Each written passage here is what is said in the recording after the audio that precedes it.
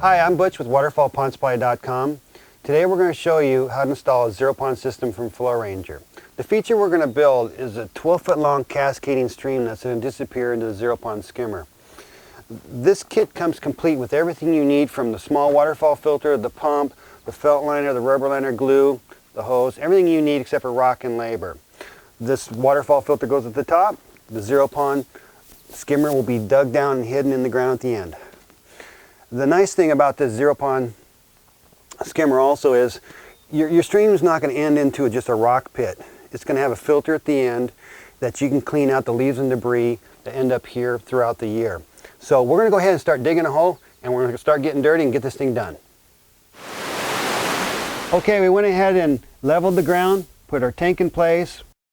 We used some of the dirt as we excavated the water course to pack around the tank, and so it's all completely covered. The waterfall filter was in place. We glued our hose to the back of the waterfall filter. We glued our hose to the back of the tank. Now we took all the plates off and the bolts off both the skimmer and the waterfall filter, and our water course looks pretty good for 3 drops. We're going to come right off the top, a second drop, and a third drop in the bottom. So now we're ready to lay our felt, our rubber liner, and then we're going to rock it. Let's not knock any dirt in. Let's keep it pretty. Go. Bucky. Go. Don't knock any dirt in. Remember I said that? No. And turn it over with the black side down. These guys are so easy to trick.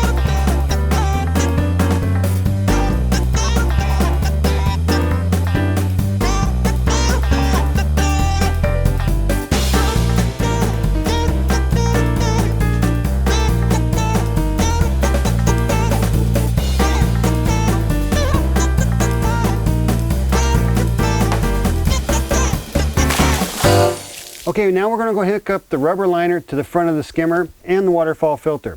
They'll be basically done the same way. We're just going to go ahead and show you the skimmer.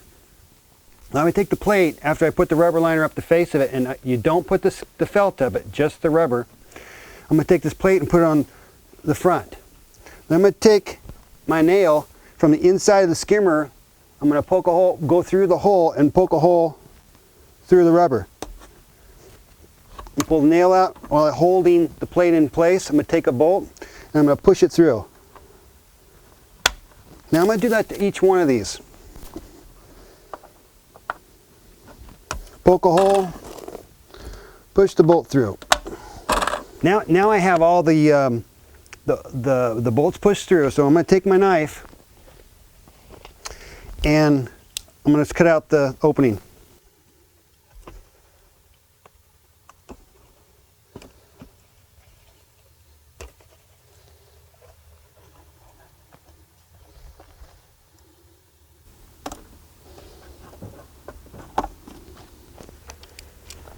So the opening's cut out in the rubber liner. I'm going to take some silicone and I'm going to pull the rubber away from the bolts a little bit, and I'm going to squish some silicone between the rubber liner and the face of the skimmer.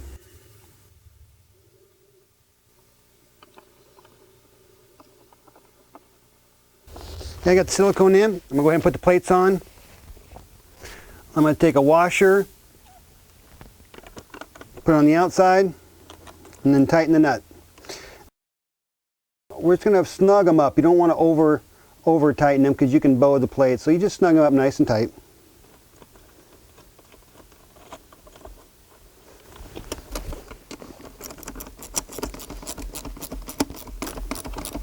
Take a finger, clean it off a little bit.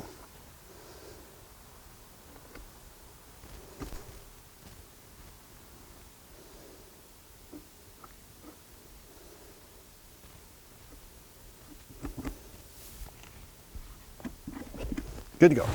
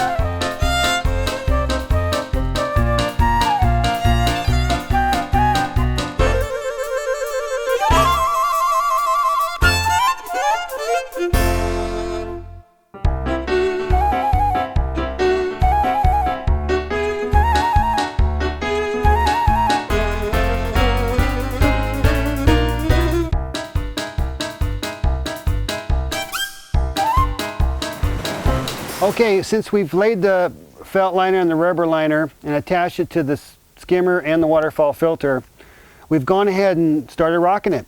And as you can see, we got quite a bit done. And what we did first was we placed all our large rocks. I like to call them framing boulders. So you'll see there's a larger rock off to the side, and we kind of separate them. I'm sitting on a large one. And once we get those kind of all in place, we'll start putting smaller rocks in. And in front of the spills, I like to start stacking rocks, and that's kind of like my riser rocks. The spill rocks become treads, and those are risers. So once we get that all in place, and everything's looking good, and we're ready to foam, all the rocks are in place, we're going to go ahead and start. And we went ahead and already foamed in parts of the rocks already. As you can see, these are already foamed in, that's foamed in. And now I'm going to go ahead and foam in this bottom. And basically it's so that as water runs across the liner and through the rocks, it doesn't go down behind it. When you foam it in, it stops it and makes it go over the top of the spill rocks. So I'm going to go ahead and just work on this bottom and show you how this can works. You have to hold it upside down and shake it.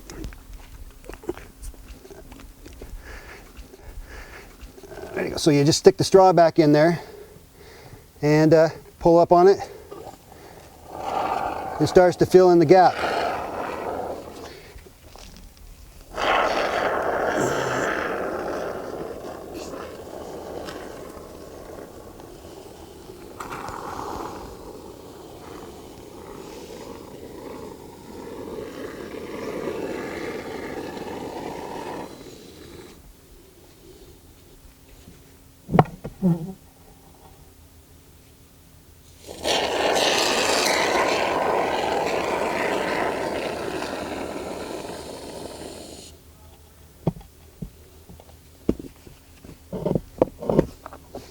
In a couple hours, this will get harder, and then you can peel away what you don't want, and you won't even notice it when water's running over it either. So what's going to happen now is water's going to run across. It's not going to go into the rocks. It's going to go over the top. Okay, we've got the water feature pretty much rocked, and before we finish it up, we want to put 3 lights in it. You can order your lights when you order your kit, and we only install ourselves the LED chip lights because they're the ones that last. When you get them out of the box, you want to tighten the lens, make sure it's tight. And what we've done is we placed a light under each spill. This one will actually go down here, but the other 2 are in those other 2 spills. We've run the cords around, and each cord is going to have a black and a white. And what I've already done is I've already cut the ends off on all 3 of the lines. And we're going to take a transformer, and we're going to put all the blacks together and all the whites together and hook them up to the transformer. And in your transformer, you get one of these, and this kind of works nice to just take this, cut these off,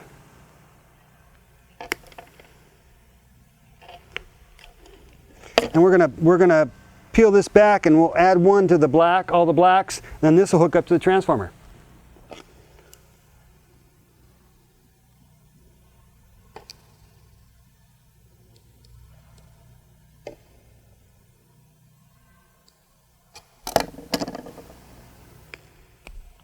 And then what we do is we take all blacks, kind of wind them together a little bit, and you take this guy and you wind them all together nice and tight. Then in your box with your light, you'll get one of these. You pull that apart, and you'll press all that up through the hole.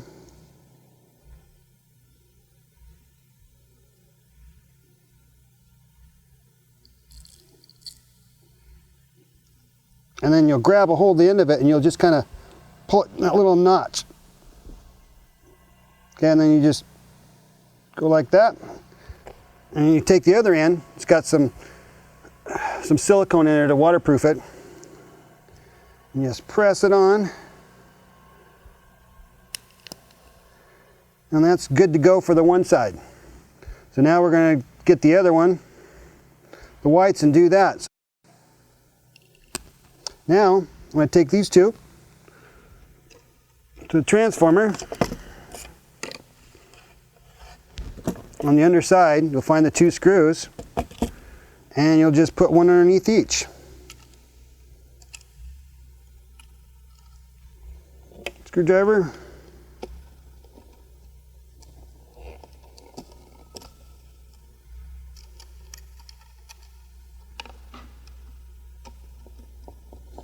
Tighten those up, and you'll hang this somewhere, and then you'll plug this into your electrical. And this transformer has a setting on it. It's got a little photocell, so it'll come on at dark, and you can set this little dial for 4 hours, 6 hours, or 8 hours. And then, so if you set it on 4 hours, at dark it comes on, and after 4 hours it shuts itself off. Okay, we finished our zero pond system and everything's running great. Now to clean it, it's very simple. Remove the rock cover, pull the basket out, clean the debris out. Once a year, pull the filter pad out of the Waterfall filter, clean it, and put it back in.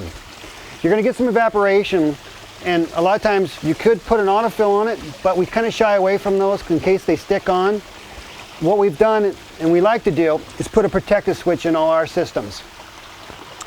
The electrical from the pump will literally plug into the switch, and the switch plugs into your electrical, and it'll monitor the current your pump is using. So if for some reason you run out of water, it'll just shut the pump off. It comes with a remote, so it's easy to turn it off and on as you like. There's no fish in this pond, and there's no reason to leave it on all the time. As you can see, installing a zero pond system is really not that difficult. The years of enjoyment you'll get out of a feature is really well worth it. If you have any questions, give us a call at Waterfall Pond Supply. We'll take care of you.